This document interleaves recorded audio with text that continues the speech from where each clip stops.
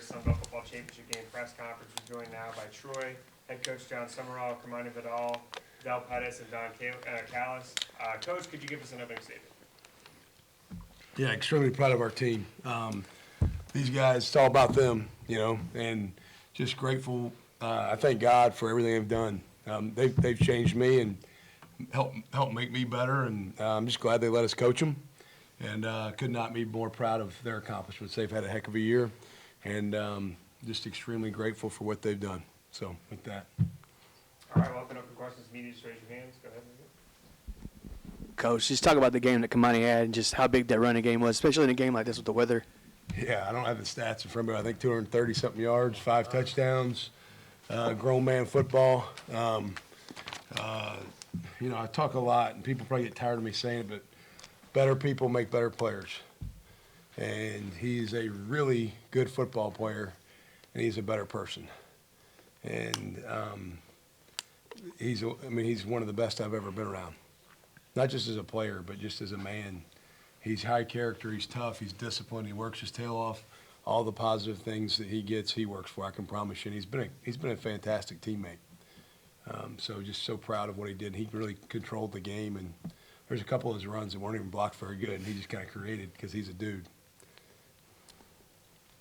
Hey, John, it kind of felt like you maybe started leaning on him a little bit there in the second quarter. I know it sounds kind of early in the game, but, the running game really picked up there with the 2 touchdown runs there from Kermani. Did you sort of see that, or what did you see there? Yeah, I felt like in our time here we've worn some people down and gotten the run game going. The run game got going a little faster today, and there were some things we did well up front, but a lot of it has to do with 28, But I think the thing got started a little earlier, and it was fun to see him hit some of those big runs. And but it did happen earlier than maybe it has at times in the past in regards to the timing of the game. John, along the lines on the running game, they had cut it to 21-17. And y'all had a 10-play drive that was all runs. Yeah. Damian Taylor got it going, and then Kermani finished it off. Yeah. Seemed like to me that kind of gave y'all back the command of the game. Yeah, we got the punt. We had an opportunity to get the ball back, didn't get it back. They got it. Big time staying by our defense to hold them to a field goal there. That could have been a game-changing sequence if we had not bowed our neck, and our defense rose to the occasion. And then for the offense to kind of respond the way they did. Just showed that we were about to take control of the game. You could feel it. Kermani, for you, I know you've had a lot of big games this season. Single game rushing record. Obviously, you broke the career record for Troy. Just kind of talk about where this game ranks for you so far in your Troy career. It's up there. I could throw out last year's championship game. It's just I've been blessed. All glory goes to God, my family, my teammates, my coaches. I'm just blessed to be in this position. I guess for really any of you guys, I guess a storyline coming into the weekend. I know, Coach, you said that maybe you guys had looked past the Hail Mary last season, but now kind of being past this game, beating them. How validating is it to be sitting here having gotten that win after how last season went? Yeah, I'll let them speak more on this than myself, but this game had nothing to do with last year's game, and I'm really impressed with the character of our team in regards to the response to maybe last year's game. I think we're 21-2 or 22-2. Adam knows the numbers; he always tells them to me, but we've won a lot of games since last year's game, and we didn't. I think in that moment, 2 of these guys were in the locker room at the time. Don wasn't with us yet, but in that locker room, we really talked about that moment would not define us, but that response to that moment would. Well, these guys have responded pretty good. I would say, throughout the week, I feel like throughout the media, I feel like they made it about that. But, in our meetings and with Coach Summerall talking, we didn't talk about, how it ended at all. We knew it was going to be a physical battle. And it was that, and I feel like we answered the bell today. Bonnie, this one's for you. 5 rushing touchdowns tonight was the most ever by an FBS running back in a championship game. First of all, what'd you eat for breakfast? And second of all, what was working for you out there tonight? I would probably say just the runs we had this week. People always ask, my coaches ask, what runs do I like? And I say the ones that the offensive line likes. And I feel like that works. And the breakfast, I had the same thing I always eat. Which was what? Some eggs and some toast. That's about it. Del, this one, just a quick follow-up for you. Obviously, last year's defense looked a ton different from this year's defense. This one had a new identity. You were one of the leaders this year. Just speak to that and how proud you are of this unit after losing as many stars that you guys did on defense last year. I'm just happy that we showed that our defense can remain dominant after losing so many key players. I talked in the spring. In the fall, I was talking in the fall about how we had a plan to show that we weren't going to be one-hit wonders. And being in this moment now, having the ability to come out here and be strong and resilient and show the country that we're still the Troy defense that they know, it just fills me up with pride. I'm happy I was a part of a great group of guys and a great group of leaders to have our mark. Because after you follow up with guys like KJ Robertson, Carlton Marshall, and Craig Slocum, guys of that sort, such powerful leaders, and now it's upon you. You definitely want to leave your mark, and I'm proud I was able to do that with my teammates. One up top and then Any of you can choose to answer this one. I know you guys probably saw the clip on game day where everybody picked App State except obviously the guest picker. Being able to prove all those analysts or experts wrong, just kind of talk about what that's like, and especially in the way you guys did it. I appreciate it personally. I appreciate them picking App State and just giving us more of an edge of why we need to go out here and play hard. At the end of the day, we knew it was going to be upon us to play to our standard.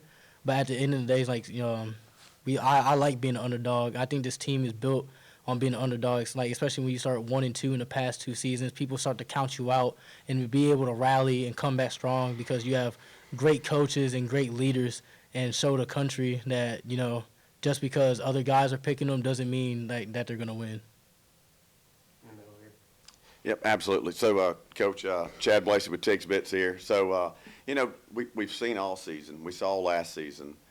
This is a team, the first half may be slow sometimes, but that second half, how much of this do you attribute that to Rusty Witt football? Yeah, a ton of it. Our guys, I think, are the best trained football team in America. And I think they commit themselves to taking care of their bodies. Our guys are pros. All 3 of these guys do a fantastic job, and Witt does a great job, and Colin Kenyon, Nick, Steve Harvey, all the guys that work in our weight room just serve and develop our players so well. And the guys buy into that. And, I think the weight room builds the physical part, but it also builds the mental part, and it reinforces the core values of your program. And Coach Witt does a fantastic job. Me and him are, almost like brothers with how much we talk about big picture vision of the team and the pulse of the team, and talking about complacency being a killer. And me and him text all parts of the day until we're always going back and forth. He's been a huge part of the success, and really, probably some people may not think this is the smartest thing to share, but when I took this job, I had a plan to not keep Coach Witt. I was going to bring my own strength coach. And I met with the players, and a lot of them, some of these guys that are up here said, Coach Witt's awesome. Because I said, hey, give me 2 things you'd change and 2 things you'd keep the same. And all of them were like, Coach Witt, keep him. Coach Witt, keep him. Coach Witt, keep him. And I'm going, well, I wasn't really asking for their staff decisions. And then I sat down and got to know Coach Witt, and I thought, this might be a pretty good fit. We're kind of like kindred spirits in some regards. I'm not sure if that's a compliment to myself because he's a Green Beret and he's tougher than nails and sometimes a little bit crazy, but he has really helped. And he loves our players. We talk about our core values, attitude, toughness, discipline, love. Rusty Witt has tremendous love for our players. corner if they're. Dave Schultz, Locked On Sunbelt. There was a slight disagreement of opinion on potential face mask or not. Have you ever lost it like that in a game before? And to the players, has he ever lost it like that in practice, maybe with one of you guys? I don't know what you're talking about.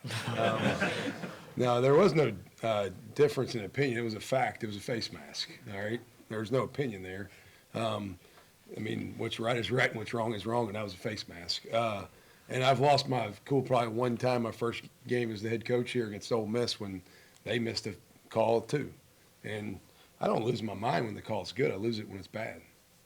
But I don't get that mad at practice usually, do I? No comment. All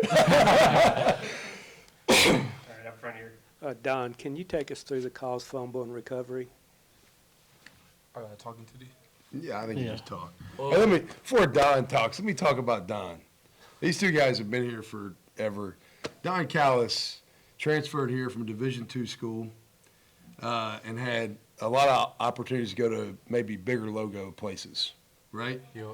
And he chose here because he felt like it was a great fit, I think, and we're proud of Don, man. Don's come here and really found his way and been a great addition to our program. So you talk, but I'm proud of this dude too. Just like these old guys, he's a new one and trusted our staff with his last year. So I don't want to interrupt him, steal his moment, but proud of him. Thank you, Coach.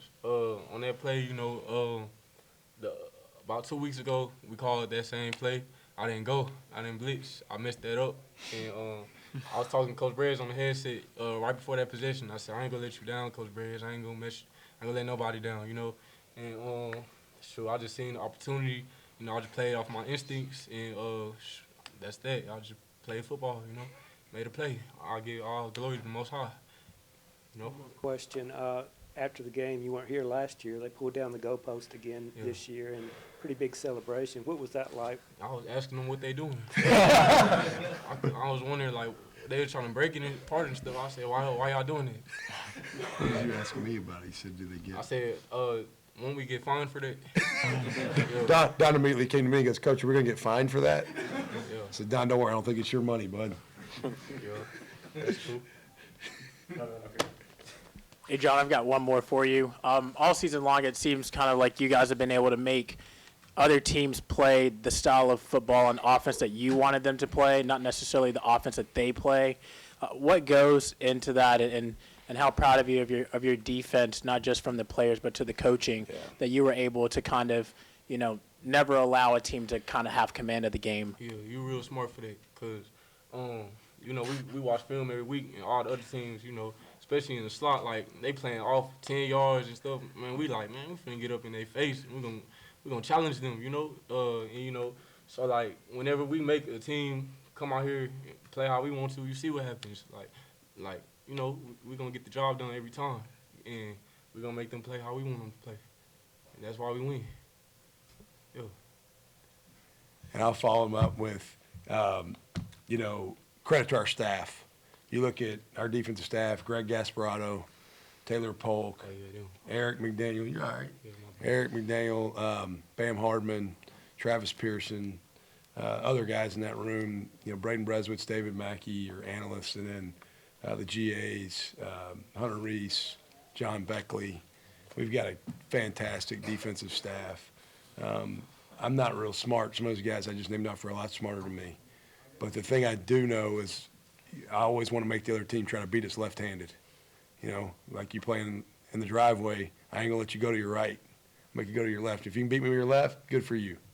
And I think our guys do a nice job of implementing what the staff gives them and understanding how to execute, making their team try to play left-handed a little bit. And so, App, tremendous running team, and has been for a long time. I mean, they just run the ball down people's throats, and then they've hit a ton of shots in the pass game, and really till late we didn't give up many of those. And they've been on fire the last 5 weeks of the season offensively, and so I think a tribute to our defensive staff and our kids for just kind of buying into the idea of how to play the game each week. And there's a formula to win with every season. This year's team was different than last year's team. There's a formula to win every week, and it's not always the same. Sometimes you have to adapt and change and kind of evolve. Hey, Dell, aside from football, how did it feel to raise the money for Josh Boutwell here and to be able to hit the goal that you guys set? I'm just like proud, and I'm proud of this community. I'm proud of this staff for bringing it to our attention. I'm proud of the Trojan Collective, just because we saw opportunity where we could help someone who is a part of our community, and not only is a part of our community, they take pride in their job, and they take pride in this program. And one thing I've definitely learned over this past season is that Troy is a special place. It's very family oriented, and it's changed me for the better, and it's like made me want to be more of a family man. And I appreciate and I'm so thankful for this community for coming together and not even hesitating to help Mr. Boutwell in his journey, because the little things matter, and that's something Coach always preaches. And I'm a firm believer of it, that the little things matter. It doesn't matter how much you have or how much you gave. And it doesn't matter. It's just the little things. And I'm so thankful, and I'm proud of this community. I'm blessed to be a part of it. It's not about me in the slightest way, and I'm happy that we were able to reach 100% and then more. So thank y'all. Coach, this one is for you. You probably haven't seen yet, but Tulane lost earlier in the day. A lot of people have said SMU and Liberty should be considered for that New Year's Six bowl spot. Why should you guys, when the committee looks at it tomorrow night, the champion of the best Group of Five conference in the country, be in consideration? Yeah, I mean, you look at our league. We got 12 of 14 teams in our league bowl eligible, right? I don't know what those other conferences have or don't have, but I know that you look at our league top to bottom, I don't think there's a Group of Five league like our league. I mean, we've been challenged and tested every week, and to win in this league is hard. I mean, I've coached in the SEC. This is like coaching in the SEC Group of Five. It's what it's like. I mean, you better be ready to strap it up and play every week. I mean, Louisiana Monroe took this App State team to the wire, and they gave us a handful at times. And there's Southern Miss gave this App State team a handful. There is no week off in this league. And the coaching is elite. The players, the talent is elite. The administrations support football the right way.